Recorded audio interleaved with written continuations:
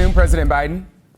Hey, Kyle, I am sorry to keep you waiting. I really am. Hey, you're a busy man. We completely understand. We will get right down to business because I know you don't have a lot of time here today. So here in Cincinnati, in the Cincinnati, Northern Kentucky area, when we saw that this infrastructure bill passed, a lot of us immediately thought, what does this mean for the Brent Spence Bridge, right? It's been considered functionally obsolete for years now. You spoke about it when you were here for that town hall in July. Can you go on record here right now and guarantee people who drive across that span each and every day that a better option for this bridge will be funded significantly as a result of this massive infrastructure bill that just passed? The answer is yes. You all are going to get in the state of Kentucky well over $10 billion. And for highways, for example, $9.2 billion for highways and $500 million for bridges. And it's been listed as one of the most notorious bridges in the country. And so my guess is that that's going to be the choice that your governors are going to make and want to get done. And we can get it done now. When do you expect these widespread infrastructure projects to begin across the country? They're obviously going to be impacted in some way by these global supply chain issues that all of us are being impacted by. Right. And what is your administration doing on the front end to really mitigate or lessen those impacts? Which one? What do you want me to answer first? Your choice. Well, let's start off talking about supply chains. One of the problems with the supply chain is that because of COVID, we've had a real shortage of materials. I mean, everything from foodstuffs to semiconductors, and a lot of the supply chain is brought into the country through our ports. So one of the things I did, I went out to Los Angeles, and 40% of all the goods that come in the West Coast come in through two ports in the Los Angeles area.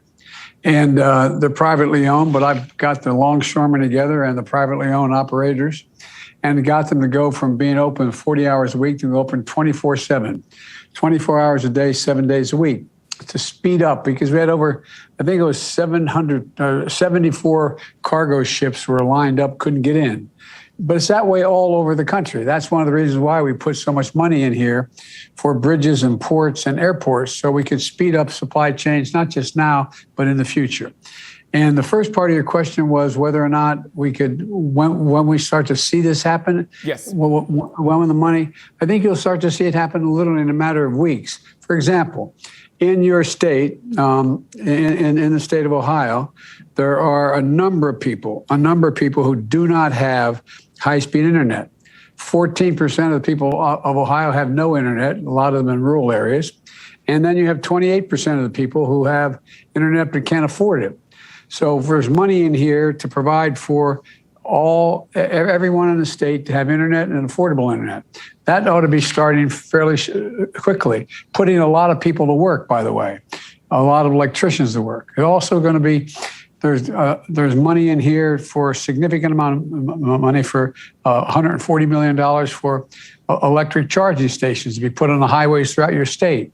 There's a whole range of things that could go quickly. Now, how long it takes to get, for example, there's 10 million American households who are drinking bad water. Well, in Ohio, you expect you're going to receive $1.4 billion statewide to fix your water pipes, a lot of them lead pipes, so that you no longer have the safety hazards. So all of this stuff is going to start relatively quickly. All right, that's good news there, President Biden. I want to turn to your polling really quickly here. The latest polling from USA Today has your approval rating at 38%. A new CNN poll shows 58% of Americans believe that you aren't paying enough attention to the nation's most important issues. So I'm wondering, when you combine that with the election results that we saw last week, is this giving you kind of a sign that maybe you need to recalibrate some of your administration's priorities as you approach that one-year mark in office? Well, look, the poll I saw just before I walked in on another station was my polling number is down, but it's 48% to 52%.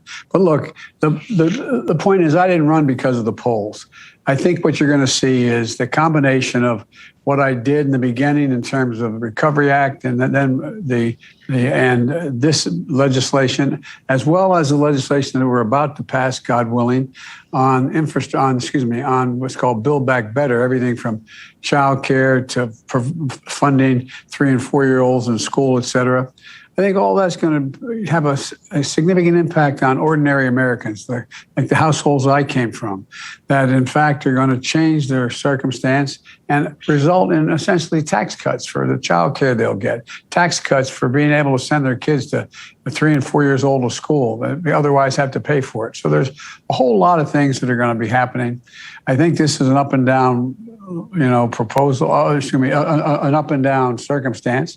And as I looked at the polling data, literally as I was walking out of the office after doing another thing I had to do, is my polling numbers are the same, essentially what everyone from Bush to Clinton to all of Obama were at the same time.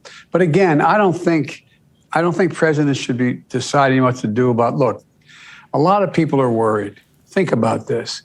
Look what 750,000 people have died because of COVID. 750,000 people. The psychological scars that has put on so many people. Schools have not been open because of COVID, and they're just getting open again. We're in a situation where there's a lot of anxiety. Gas prices are up exceedingly high. They've been up this high before, but not recently. Gas price. That's why I have the Attorney General taking a look at whether or not these gas companies are gouging people, because although the price of oil is coming down some, the price of gas hadn't come down some. So there's a lot of things that have people that are really a great deal of anxiety, a great deal of concern. And they all relate to, even though we've created almost 6 million jobs since I came into office, we're in a situation where people they don't feel it right now. They don't feel it. President Biden, I'm being told that is the last question we have time for to ask you today. Thank you so much for taking the time to speak with us here in the Cincinnati area.